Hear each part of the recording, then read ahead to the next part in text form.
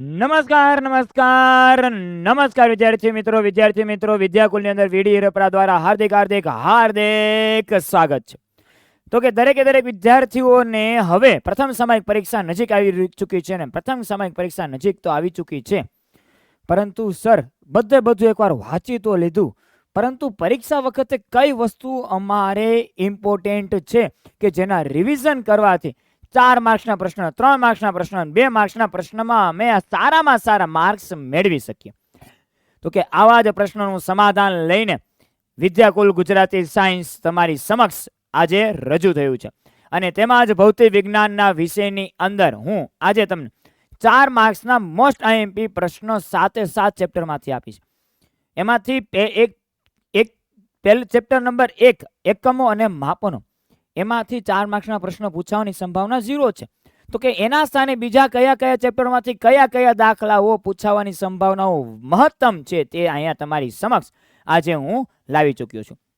પરંતુ આ પ્રશ્નોને તમારે જાણવા માટે વ્યવસ્થિત રીતે તો તમારે અત્યારે પહેલા વિદ્યાકુલ ગુજરાતી સાયન્સ ચેનલને સબસ્ક્રાઇબ પણ કરી દેજો, આપણા વિડીયોને લાઈક પણ કરી દેજો અને પોતાના મિત્રો સાથે શેર પણ કરી દેજો. શેર કરવાનું ભૂલતા નહીં. એડી? અને હા, જે તમારી 4 માર્ક્સના પ્રશ્નો લઈ આવું છું, મે બી તમારા સ્કૂલના શિક્ષકો દ્વારા એને પ્રશ્નોને નાના ભાગમાં વિભાજિત કરીને 2 અથવા 3 માર્કમાં પણ પૂછાઈ શકે, પરંતુ એને 4 માર્ક્સમાં પૂછવાની સંભાવના વધારે હોવાથી 4 માર્ક્સમાં સમાવેશ કરેલો છે. એમાંથી એકાદો 3 કોઈ પણ એક પ્રશ્ન હોય ને એના 4 ભાગ શોધવાના હોય, એમાંથી 2 ભાગ કાઢી નાખે તો તમારો એનો મતલબ શું થયો? તો તમારે એ પ્રશ્ન 2 માર્ક્સમાં પૂછાશે. તો એ જ રીતે તમારે આગ્રહ રાખવો અને સમજવું જરૂરી છે. તો કે એનાથી જ આપણે આજે સ્ટાર્ટ કરીએ, અને સ્ટાર્ટ કરતાની સાથે પહેલા સમક્ષ હું તમને આજે માહિતી આપી દઉં કે કયા ચેપ્ટર એવા છે કે જે તમારે પરીક્ષા માટે 4 માર્ક્સ માટે, કેટલા માર્ક્સ માટે? 4 માર્ક્સ માટે વધુ મહત્વ ધરાવે છે. તો એવી વધુ મહત્વ ધરાવનારા ચેપ્ટરો એટલે ચેપ્ટર નંબર આપી દો જો તમને, તો કે ચેપ્ટર નંબર 2 સુરેખ પથ પર ગતિ, કારણ કે સુરેખ પથ પર ગતિના ચેપ્ટરમાંથી તમારે એમાંથી દાખલાઓ 4 માર્ક્સમાં સમાવેશ થઈ શકે એમ છે. બીજું છે ચેપ્ટર નંબર 3 સમતલમાં ગતિ. તો કે સમતલમાં ગતિમાં પણ એમાં પ્રક્ષિપ્ત ગતિ છે, નિયમિત વર્તુળમય ગતિ છે, પછી સમતલમાં ગતિવાળા દાખલાઓ છે, જે પણ શેનો સમાવેશ 4 માર્ક્સમાં સરળતાથી વધુમાં વધુ સંભાવના છે એમાંથી આવી શકે. ગતિના નિયમોમાંથી, તો કે ગતિના નિયમો માટે માત્ર ને માત્ર એક એવો પ્રશ્ન છે કે જેનો વધારે સંભાવના છે થિયરીમાં, કે ઢોળાવવાળો વક્રાકાર સપાટી તમારી સમક્ષ આગળ થોડીક વારમાં રજૂ થશે. પરંતુ વધુ મહત્વ ધરાવનારા ચેપ્ટર 2, 3, ચેપ્ટર 5 અને ચેપ્ટર 6, આનો સમાવેશ 4 માર્ક્સમાં વધારે થશે, અને એમાં પણ ખાસ કરીને ચેપ્ટર 2, 3 અને 5. ચેપ્ટર નંબર 6, તો કે ચેપ્ટર નંબર 6 માંથી 3 માર્ક્સના અને 2 માર્ક્સના પણ વધુ પ્રશ્નો પૂછવાની સંભાવના છે. MCQ ન્યુમેરિકલ એમાં વધારે સંભાવના છે, પરંતુ 4 માર્ક્સ માટે 2, 3 અને 5 વધુમાં વધુ, અને સરેરાશ રીતે જોઈએ તો 2, 3, 5 અને 6 આ ચેપ્ટરનો વધારે સમાવેશ કરી શકે. તો કે આપણે સ્ટાર્ટિંગથી ચાલુ કરીએ. બધા પ્રશ્નો અહીંયા તમારી સમક્ષ રજૂ કરેલા છે, સાથે સાથે તમને માહિતી પણ આપતો જઈશ કે કયા ચેપ્ટરમાંથી છે દરેકે દરેક પ્રશ્ન. તો કે પહેલો પ્રશ્ન આ છે, એક બહુમાળી મકાનના ટોચ પરથી એક દડાને શિરોલંબ 20 મીટર પર સેકન્ડથી ફેંકવામાં આવે. દડાના ઉપર ફેંકો, જમીનની ઊંચાઈથી 20 મીટર પર સેકન્ડથી ફેંકવું, જમીનથી ઊંચાઈ 25 મીટર છે ઇમારતની, તો તમારે મહત્તમ ઊંચાઈ સુધી ક્યાં પહોંચે ને પાછું જમીન સુધી આવતા કેટલો સમય લાગશે? આ પ્રશ્ન છે ચેપ્ટર નંબર 2 સુરેખ પથ પર ગતિનો. તો કે એમાં તમારા જે 3 સમીકરણો છે ને આવા, કે 3 સમીકરણનો ઉપયોગ d બરાબર v0t plus half at square, v square minus v0 square બરાબર 2ad અને v બરાબર v0 પ્લસ at. તો કે આવા જ સમીકરણનો ઉપયોગ કરીને સામાન્ય રીતે તમે દાખલાનો જવાબ લાવી શકો એમ છો. રેડી? તો કે હવે બીજો પ્રશ્ન, તો કે બીજો પ્રશ્નમાં આને તો વધુ આઈએમપી આપવા ધારીશ. કેમ? આ પ્રશ્નમાં શું કહેવામાં આવેલું છે? તો કે આ પ્રશ્નની અંદર એવું કહેવામાં આવેલું છે કે કોઈ પણ એક પદાર્થને ઉપરથી મૂકવામાં આવે, ઉપરથી મૂક્યા પછી જમીન સાથે અથડાય તો ઓબ્વિયસલી કોઈ પણ દડાને મૂકો તો દડો પડ્યા પછી કેવી રીતે બાઉન્સ કરે, તો કેવી રીતે ગતિ કરે, અથડાનો પાછો ઉલરો, પાછો અથડાનો, પાછો ઓછો, અથડાનો ઓછો, બસ આવી રીતે ગતિ કરે. તો કે આવી જ રીતે દડાની 0 થી લઈને 12 સેકન્ડ માટે તમારે ઝડપ વિરુદ્ધ સમયનો આલેખ દોરવાનો છે, ને આ 4 માર્ક્સમાં પૂછાવાની સંભાવના વધારે છે આની. એના માટે પણ આ 3 સામાન્ય સૂત્રનો ઉપયોગ કરીને જવાબ લાવી શકશો. ત્રીજો પ્રશ્ન કે સુરેખ માર્ગ પર, હા, સુરેખ માર્ગ ઉપર 5 કિલોમીટર પ્રતિ કલાકની ઝડપથી એક વ્યક્તિ માર્કેટ જાય છે અને ત્યાંથી માર્કેટને બંધ જોઈને પાછો આવે છે. તો કે આનો મુખ્ય મુદ્દો શું છે આ સમજાવવાનો. આ દાખલાનો મુખ્ય મુદ્દો એ છે કે સરેરાશ વેગ એટલે શું, સરેરાશ ઝડપ એટલે શું, સ્થાનાંતર એટલે શું, પથ લંબાઈ એટલે શું. આ 4 મુદ્દા જો એક્ઝેક્ટલી તમારા દિમાગમાં ક્લિયર હોય તો આ પ્રશ્નમાં તમને કોઈ પણ માર્ક્સ આપતા અટકાવી શકે એમ નથી. આ 4 જ કોન્સેપ્ટ, સરેરાશ વેગ, સરેરાશ ઝડપ, પછી સ્થાનાંતર અને પથ લંબાઈ. તો કે આ પહેલા સ્લાઇડના 3 પ્રશ્ન તમારી સમક્ષ છે, તો કે તેનો ફોટો પાડી લેજો, સ્ક્રીનશોટ લઈ લેજો. ઓકે, તો સર ચેપ્ટર 1 માં તો એક પણ ન આપ્યા. ચેપ્ટર 1 માં તમારે 2 અને 3 માર્ક્સની સંભાવના વધારે છે, 4 માર્ક્સની નથી. એટલે ચેપ્ટર 1 માંથી મેં અત્યારે અહીંયા કોઈ પણ પ્રશ્નોનો સમાવેશ કરેલો નથી. રેડી, આગળ વધીએ. તો કે પ્રક્ષિપ્ત પદાર્થનું સમતલમાં ગતિ ચેપ્ટરનો મહત્વનો, અહીંયા તો ભલે એમ કીધું પ્રક્ષિપ્ત પદાર્થની વ્યાખ્યા આપી, ગતિપથનું આ સમીકરણ દર્શાવ, અહીંયા તો આટલું જ કીધેલું છે. પરંતુ પ્રક્ષિપ્ત પદાર્થના બીજા પણ 4 મહત્વના મુદ્દા છે. કયા કયા, તો કે મહત્તમ ઊંચાઈ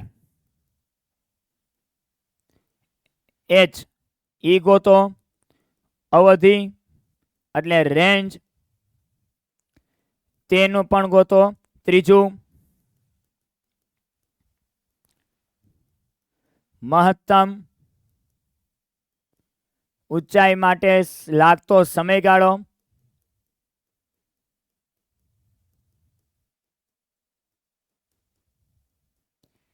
TM અને કુલ ઉડ્ડયન સમય એટલે TF. તો કે આને પણ આ 4 સેપરેટ એક સાથે પૂછી શકે તો પણ 4 માર્ક્સનો પ્રશ્ન બની શકે. અહીંયા આ 2 પૂછી પણ શકે તો 2 માર્ક્સમાં પણ 1 માર્ક્સમાં પણ આનો 2 માર્ક્સમાં પણ આનો સમાવેશ કરી શકે એમ છે. રેડી, એવું પણ કહી શકે કે આ આપેલ પ્રક્ષિપ્ત ગતિ માટેનું સમીકરણ લખો અને સમીકરણ પરથી તમે આ 4 સૂત્રની સાબિતી કરો. આવી રીતે પણ 4 માર્ક્સમાં પ્રક્ષિપ્ત ગતિનો ઉપયોગ કરી શકે. એનો મતલબ પ્રક્ષિપ્ત ગતિ તમારા માટે મોસ્ટ IMP ટોપિક થઈ જશે 4 માર્ક્સ માટે. પ્રક્ષિપ્ત ગતિ અને નિયમિત વર્તુળમય ગતિ. નિયમિત વર્તુળમય ગતિ થોડી વાર પછી તમારી સમક્ષ હશે. આપેલ સદિશો A અને B, પરિણામી સદિશનું માન, દિશા તેમજ માન અને તેમની વચ્ચેનો ખૂણો. યાદ હોય તો તમે સાઇન લો અને કોસાઇન લો ભણી ગયા.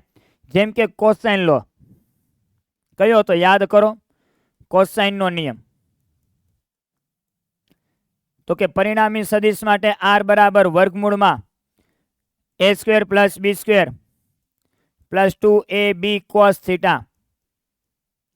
અને સાઇન લો કઈક આવો હતો, a ના છેદમાં સાઇન બીટા બરાબર b ના છેદમાં સાઇન આલ્ફા બરાબર r ના છેદમાં સાઇન થીટા. તો કે આ સાઇન નો નિયમ. અને આ તમારે ચેપ્ટર નંબર 3 નો ઉદાહરણનો દાખલો છે. અને આ દાખલો મહત્વનો વધારે મારા મત મુજબ આપવાનું કારણ શું? કારણ કે આ સાઇન લો અને કોસાઇન લો નો ઉપયોગ તમારે દાખલામાં લેવા જશે, JEE માટે થશે, નીટ માટે પણ થશે. તેની સાથે સાથે ધોરણ 12 ની અંદર ઘણી ખરી થિયરીના ઘણી ખરા સૂત્રની સાબિતી માટે આ કોસાઇન લોના નિયમનો ઉપયોગ કરવામાં આવે છે.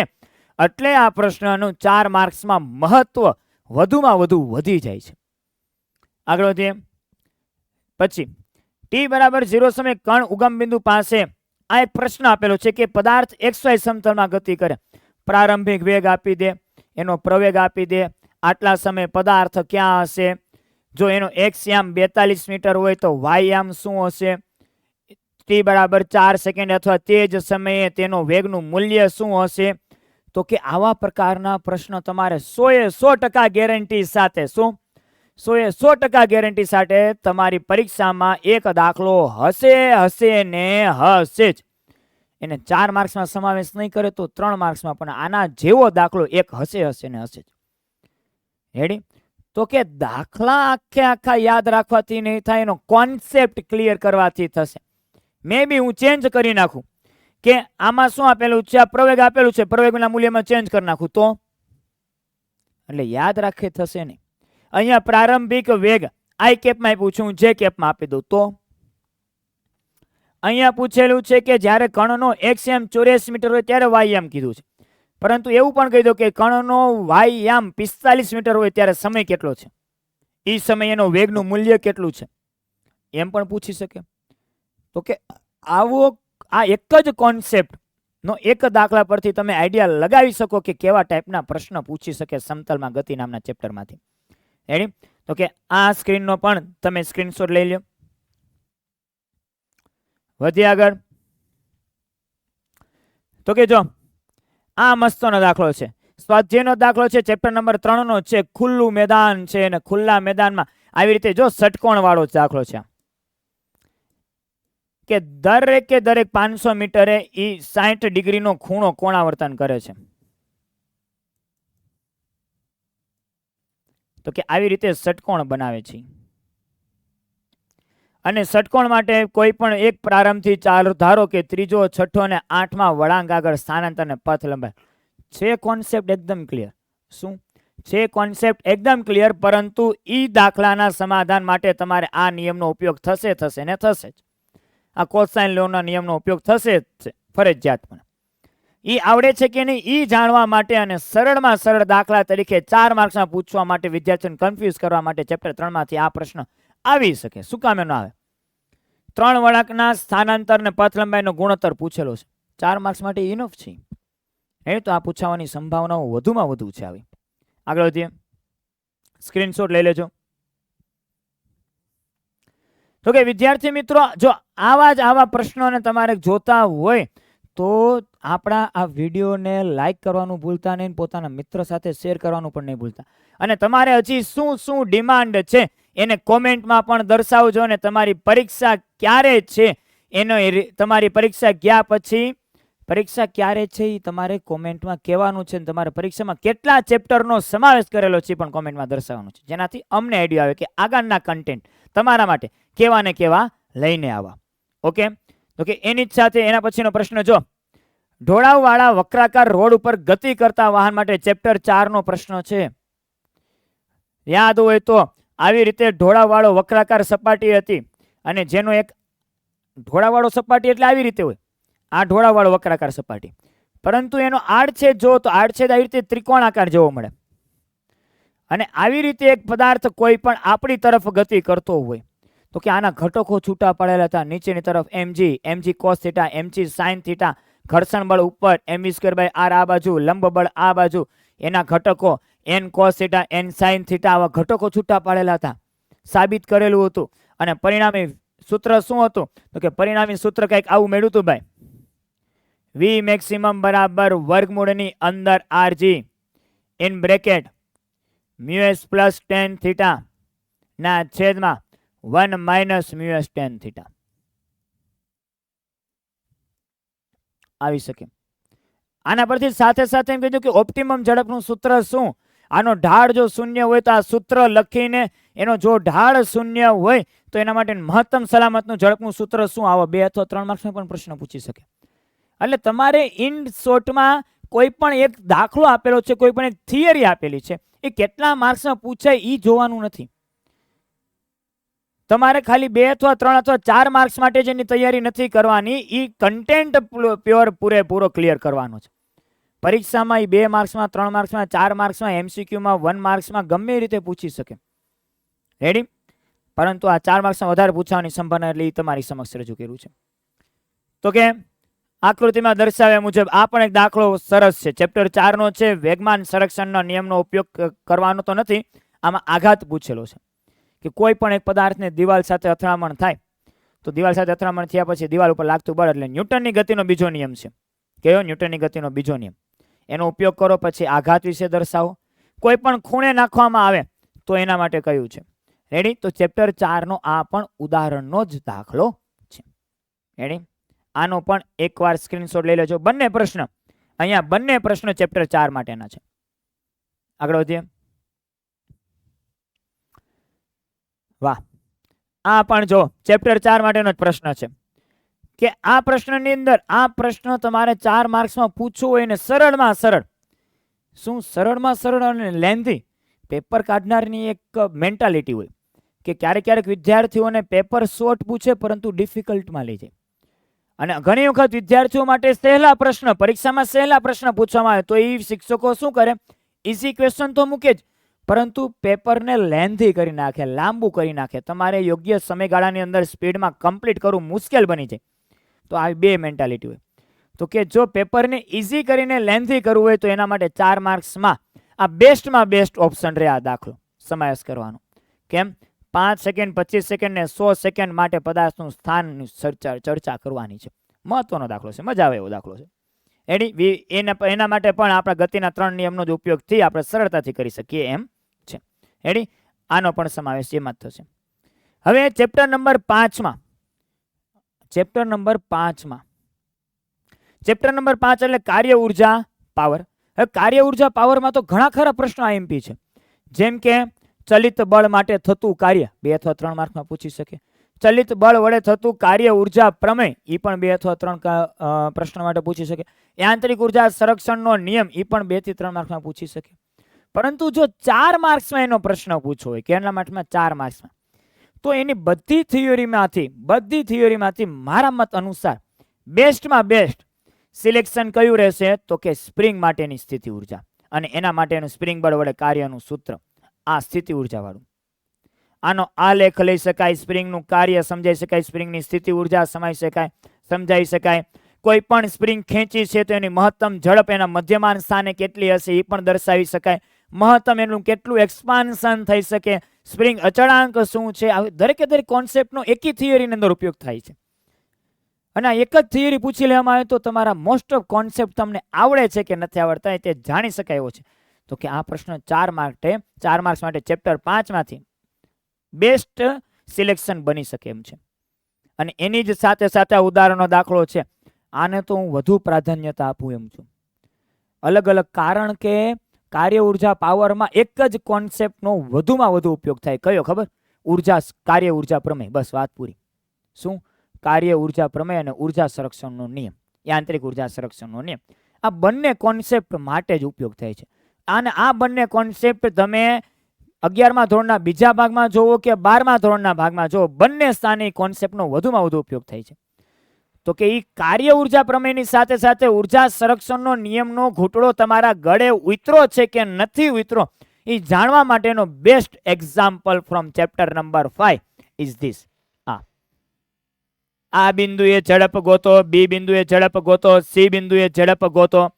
3 બિંદુએ એની ઝડપ ગોતીને KB બાય KC એટલે બી બિંદુએ ગતિ ઉર્જાના છેદમાં સી બિંદુએ ગતિ ઉર્જાનો ગુણોત્તર ગોતો. ચેપ્ટર નંબર 5 ઉદાહરણનો દાખલો છે. Take a screenshot. આગળ વધીએ. તો કે સર આ જ પ્રશ્નના ઉત્તર સાથે અમારે થિયરીમાં સમજવું હોય, આના જ અમારે કન્ટેન્ટ ડિટેલમાં જોતા હોય, નોટ્સ જોતી હોય, ડીપીપી સોલ્યુશન, MCQ પ્રેક્ટિસ, આવું બધી વસ્તુ જોઈ છે. તો કે આવી દરેકે દરેક વસ્તુ મળશે ક્યાં? તો ટોપર બેચની અંદર આ બધી વસ્તુ અવેલેબલ છે. ઓછામાં ઓછી ફીસ સાથે. કેમાં? ઓછામાં ઓછી ફીસ સાથે દરેકે દરેક વસ્તુ અવેલેબલ છે. અને એટલી ઓછી ફીસમાં આટલું કન્ટેન્ટ ક્યાંય પણ ક્વોલિટી વાળું કન્ટેન્ટ ક્યાંય પ્રોવાઈડ નહીં થાય. તો તમને ખબર જ છે કે ગુજરાતમાં સૌથી મોટું ઓનલાઈન એજ્યુકેશન પ્લેટફોર્મ એટલે આપણું વિદ્યાકુલ ગુજરાતી સાયન્સ.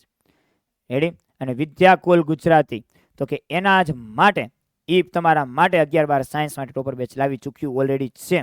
તો કે વહેલામાં વહેલી તો કે જોડાઈ શકો. તો કે સર હવે જો આમાં શું કીધું છે કે પ્રારંભમાં સ્થિર રહેલ 2 kg દળનો એક પદાર્થ છે, 7 ન્યૂટન જેટલું સમશિત દિશાના બળની અસર હેઠળ ટેબલ ઉપર ગતિ કરે છે. પોઈન્ટ 1 ઘર્ષણાંક છે. તો કે આ પણ ચેપ્ટર નંબર 5 કાર્ય ઉર્જા પાવરમાંથી સ્વાધ્યાયનો દાખલો છે. કેવો? સ્વાધ્યાયનો દાખલો. અને આમાં કેમ મેં તમને કીધું હતું કે આમાં ઉર્જા સંરક્ષણનો નિયમ તમારો કેટલો ક્લિયર છે એ ખબર પડે છે, તો કે એ જ રીતે આમાં કાર્યનો કોન્સેપ્ટ તમારો વર્ક ડનનો કોન્સેપ્ટ કેટલો ક્લિયર છે, વર્ક કાર્ય ઉર્જા પ્રમેયનો કોન્સેપ્ટ કેટલો ક્લિયર છે એ સમજવા માટે જરૂરી છે. ચેપ્ટર નંબર 5 માંથી સ્વાધ્યાયનો દાખલો છે. ટોર્ક દ્વારા કરવામાં આવતેલું કાર્ય. તો કે ટોર્ક તો ખબર છે કે સર કોઈ પણ પદાર્થને રેખીય ગતિ કરવા માટે જો બહારથી બળ લગાડવામાં આવતું હોય તો તે જ રીતે પદાર્થની આવી રીતે ચાક ગતિ કરવા માટે જે બાહ્ય બળના લીધે એક ભૌતિક રાશિ ઉદ્ભવે છે તે ભૌતિક રાશિને ટોર્ક કહેવાય. અને ટોર્ક દ્વારા કરવામાં આવતું કાર્ય. ચેપ્ટર 6 માં સર ચેપ્ટર 6 બહુ લેન્ધી છે, પરંતુ એક રીતે સામાન્ય રીતે વિચારો ચેપ્ટર 6 લેન્ધી ભલે હોય, પરંતુ ચેપ્ટર 6 ના કોન્સેપ્ટ એટલા બધા ડિફિકલ્ટ નથી. જેમ કે દ્રવ્યમાન કેન્દ્ર છે, ચાક ગતિ વિશે, કોણીય વેગ, કોણીય પ્રવેગ, કોણીય સ્થાનાંતર વિશે છે, સાથે સાથે ટોર્ક વિશે છે, કોણીય વેગમાન એટલે વેગમાન સંરક્ષણનો નિયમ છે, અને પછી જડત્વની ચાક માત્રા છે, જડત્વની ચાક માત્રાનો ક્યાં ઉપયોગ કરવો એ છે. વિદ્યાર્થીઓને ડિફિકલ્ટીઝ ક્યાં લાગે છે કે જ્યારે ટોર્કનો ઉપયોગ કરેલો હોય, કાર્યનો વર્કડનનો ઉપયોગ કરેલો હોય, પરંતુ એની અંદર સાથે સાથે નંબર્સ ઓફ પાર્ટિકલ વધારી દેવામાં આવે અને એનું જ્યારે લખવાની આળસ આવે ત્યારે ડિફિકલ્ટ લાગે છે. નકર હકીકતની અંદર ચેપ્ટર 6 ની અંદર ચેપ્ટર લાંબુ છે, પરંતુ ચેપ્ટર ડિફિકલ્ટ નથી. હા, એને એક પ્રોપર પેટર્નથી ઓર્ડર વાઇઝ સમજવું, દિમાગની અંદર બેસાડવું ને પછી સ્ક્રૂ લગાવીને ફિટ કરવું જરૂરી છે. અને ચેપ્ટર 6 જો તમારે ક્લિયર, એનો મતલબ કે ફિઝિક્સ પ્રત્યે તમે સંપૂર્ણ રીતે સમર્પિત છો એવું કહી શકાય. કારણ કે માનસિકતા બંધાઈ ગઈ છે. ચેપ્ટર 6 ચાક ગતિ ડિફિકલ્ટીઝ, નો વે. રેડી, આગળ વધીએ. તો કે આ ચેપ્ટર 6 ટોર્ક દ્વારા કરવામાં આવેલું કાર્ય મહત્વનો પ્રશ્ન છે, કારણ કે બીજા બધા ઘણા ખરા પ્રશ્નો પૂછી શકે એવા છે, પરંતુ નાના પ્રશ્નો છે. પરંતુ લાંબામાં લાંબો પ્રશ્ન જેને 4 માર્ક્સમાં સમાવેશ કરવાનો આગ્રહ ધરાવી શકાય એને તમે આગળ જઈને બીજો ઉપયોગ કરી શકો તો ટોર્ક દ્વારા કરવામાં આવેલું કાર્ય. એની સાથે સાથે ચેપ્ટર 6 નો જ આ ઉદાહરણનો દાખલો છે કે 70 સેન્ટીમીટર લાંબી અને 4 kg દળના એક ધાતુના સળિયાને બંને છેડેથી 10 સેન્ટીમીટર દૂર મૂકેલે છે. તો કે આના દ્વારા, આ કોન્સેપ્ટ દ્વારા તમારે શું સાબિત કરવામાં આવે છે? તો કે રેખીય સંતુલન, બળનું સંતુલન. કોઈ પણ પદાર્થને આ બાજુ ખેંચો સમાન મૂલ્યના વિરુદ્ધ દિશામાં તો પદાર્થ સ્થિર અવસ્થામાં. તો એ જ રીતે રેખીય ગતિ રીતે પણ સ્થિર અવસ્થામાં, સંતુલન અવસ્થામાં, અને ચાક ગતિ રીતે પણ સંતુલન અવસ્થામાં, એ બંને કોન્સેપ્ટનો મિક્સ કમ્બાઈન વાળો દાખલો એટલે તમારો ઉદાહરણનો દાખલો ચેપ્ટર 6 આ દાખલો મહત્વનો છે. પૂછાવાની સંભાવના 99.99% ગેરંટી સાથે. આગળ વધીએ. સ્ક્રીનશોટ લઈ લેજો વિદ્યાર્થી મિત્રો. આગળ વધીએ. તો કે આવી જ રીતે આ બીજો એક ઉદાહરણનો દાખલો છે.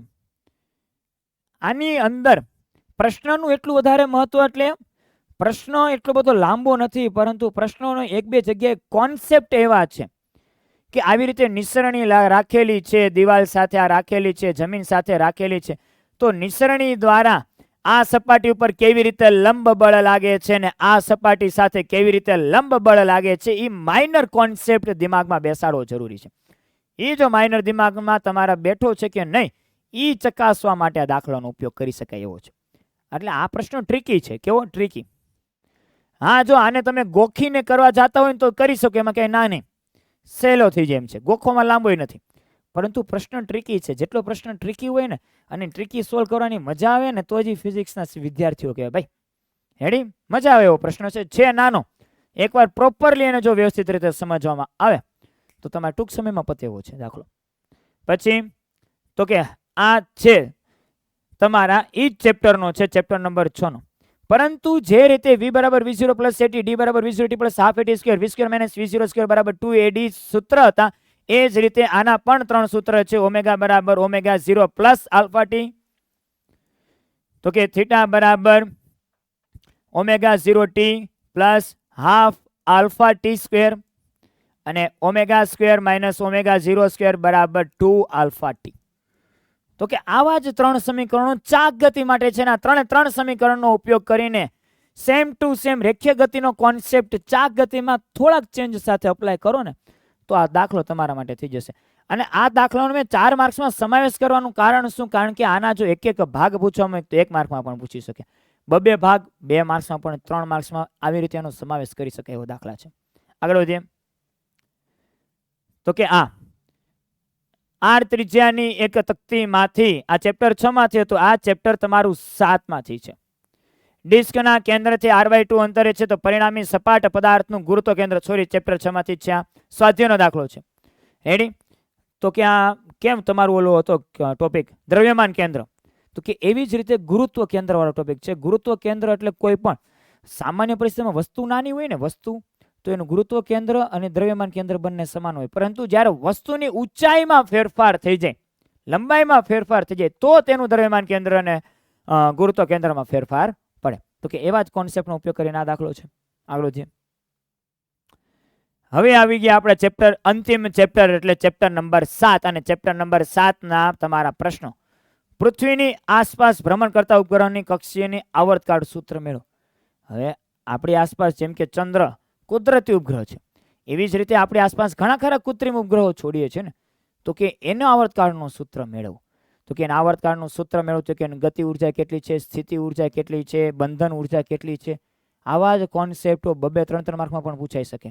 અને આ ચેપ્ટરમાંથી આવર્તકાળ માટેનું આ મહત્વનું સૂત્ર કહી શકે. બીજું કે આ તમારો દાખલો છે, એક ચોરસ આપેલું છે, ચોરસના શિરોબિંદુઓ પર 4 કણના તંત્રની સ્થિતિ ઉર્જા આપેલી છે. સ્થિતિ ઉર્જા શોધવાની છે. આ રીતે અહીંયા પણ કણ છે, અહીંયા અને અહીંયા અને અહીંયા. આવો જ દાખલો તમારે ધોરણ 12 માં પણ છે, પરંતુ ફરક એટલો છે કે અહીં ગુરુત્વીય સ્થિતિ ઉર્જા છે, ત્યાં સ્થિત વિદ્યુતકીય ઉર્જા છે, વિદ્યુત ભારના લીધે ઉર્જા છે, અહીંયા દળના લીધે વિદ્યુત સ્થિતિ ઉર્જા છે. રેડી? એટલે આ પ્રશ્નને ચેપ્ટર 7 માંથી સમાવેશ કરો, વધારે સરળ મજા આવે. કારણ કે આ પ્રશ્ન પૂછે તો ખબર પડે ધોરણ 12 માટે વિદ્યાર્થી કેટલો યોગ્ય છે અને કેટલો ક્યાં ખામી છે. તેની જ સાથે આ બીજો પદાર્થ છે કે 2 દળ ધરાવતા પદાર્થો છે, એકની ત્રિજ્યા r છે. રેડી? અને બંને વચ્ચેનું અંતર 6r છે.